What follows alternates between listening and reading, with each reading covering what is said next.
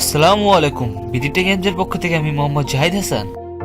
আজ হাজির হলাম সিম্ফনি V135 এর আনবক্সিং এবং ছোট্ট একটি রিভিউ নিয়ে। বন্ধুরা, এখানে আমরা দেখতে পাচ্ছি V135 এর বক্স এবং রয়েছে পিছনে কিছু শর্ট স্পেসিফিকেশন, এবং বক্সটি আগে আনবক্সিং করা হয়েছে, তার কারণে আমি এবার দেখাচ্ছি ভিতরে কি কি পাচ্ছেন আপনারা। তো প্রথমে পাবেন ফোনটি লাল কালারের র্যাপিং দিয়ে মোড়া রয়েছে এবং আছে একটি সেলফি স্টিক। ফোনটির বাজার মূল্য ধরা হয়েছে 5,690 টাকা মাত্র। এবার ভিতরে গেলে পাবো আমরা একটি ইউএসবি পাওয়ার অ্যাডাপ্টার, একটি ইউএসবি ডেটা কেবল, একটি নর্মাল কোয়ালিটির হেডফোন, একটি ব্যাটারি যার অ্যাম্পিয়ার হচ্ছে 2150 mAh এবং 3.8 ভোল্ট।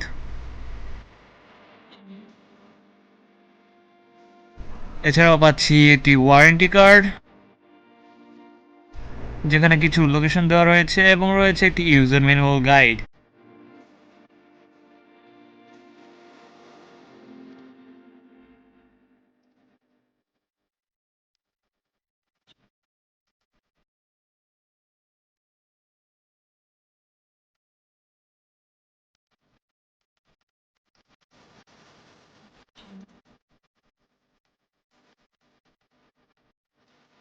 ডিভাইসটির ফ্রন্টে রয়েছে ইয়ারপিস, পাশে রয়েছে সেন্সর এবং রয়েছে ক্যামেরা, এবং তার পাশে রয়েছে একটি এলইডি ফ্ল্যাশ।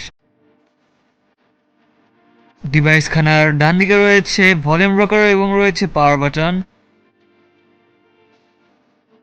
পিছনে নিচের দিকে সিম্ফনি লেখা আছে এবং তার নিচে অবস্থান করছেন স্পিকারটি। উপরের দিকে রয়েছে 3.5 mm অডিও পোর্ট এবং ইউএসবি চার্জিং পোর্ট।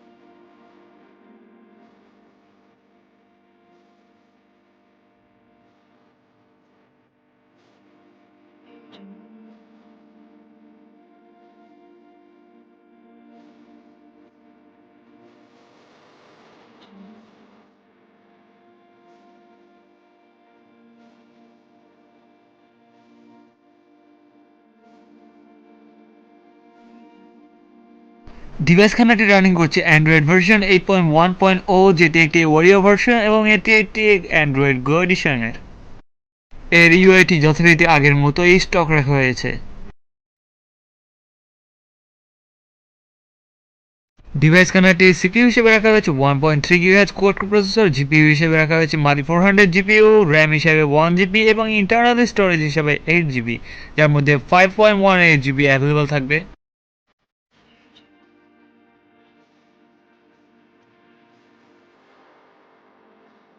এক্সট্রা গেস্টার হিসেবে রাখা হয়েছে জাম্প টু ক্যামেরা, যার ফলে আপনি পাওয়ার বাটনে লক অবস্থায় পাওয়ার বাটনে ডবল ক্লিক করলে আপনি ডাইরেক্ট ক্যামেরাতে চলে যেতে পারবেন। ডিভাইস খানাটি নেভিগেশন বার ইউজ করে যদি কেউ প্রবলেম বোধ মনে করেন তাহলে ডিসপ্লেতে গিয়ে অ্যাডভান্সে যান, তারপরে সেখান থেকে নেভিগেশন বারটি সিলেক্ট করুন, তারপরে বাটন লেয়ারটি সিলেক্ট করে আপনার ইচ্ছা মতো পজিশনটি বেছে নিন।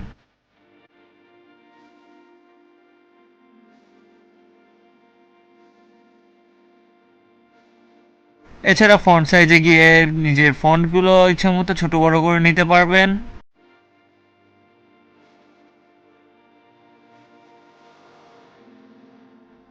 একই সাথে ডিসপ্লের সাইজগুলোও ছোটো বড়ো করে নিতে পারবেন।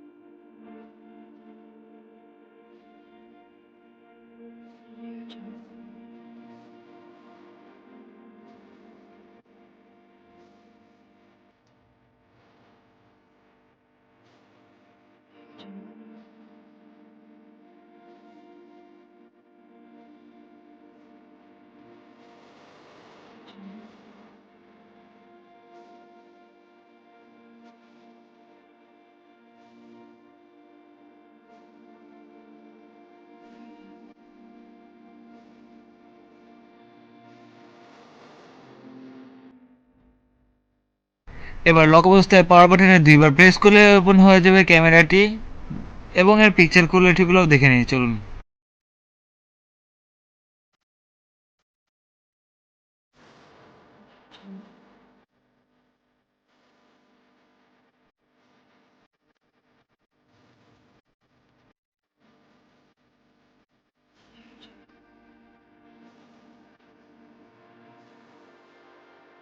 ক্যামেরার নিচে রয়েছে একটি স্ট্রাকচার ফিনিশিং এবং ক্যামেরাতে কিছুটা বাম্প রয়েছে, তবে এটি ব্যাক পার্টের, যার ফলে দাগ পড়ার সম্ভাবনা একটু কমে গেছে। ও ডিসপ্লে সেকশনের কথা তো ভুলে গেছি। ডিসপ্লে সেকশনে ইউজ করা হচ্ছে 5.3 ইঞ্চি FWVGA প্লাস ডিসপ্লে, যার রেজুলেশন 950x480 পিক্সেল এবং এর PPI 201 এবং ডিসপ্লেটাই ফুল ভিশন টাচ স্ক্রিন। যেহেতু এর ডিসপ্লেটা IPS নয় সেহেতু আপনি নেগেটিভ দেখতে পাবেন অবশ্যই। এবং এর আরেকটি অসুবিধার দিক হলো এর স্পিকার। আপনি ভিডিও দেখার সময় এই স্পিকারটি ব্লক হয়ে যাবে, যার কারণে আপনার সাউন্ড কোয়ালিটি কম পাবেন এবং ডিসপ্লে চার সাইডের কালো বর্ডারগুলো ভালোভাবে দেখা যাচ্ছে, যার কারণে ডিসপ্লেটা একটু দেখতে খারাপ লাগছে। ভিডিওটি ভালো লেগে থাকলে চ্যানেলটি সাবস্ক্রাইব করুন এবং ভিডিওটি গেমসের সাথেই থাকুন। ধন্যবাদ।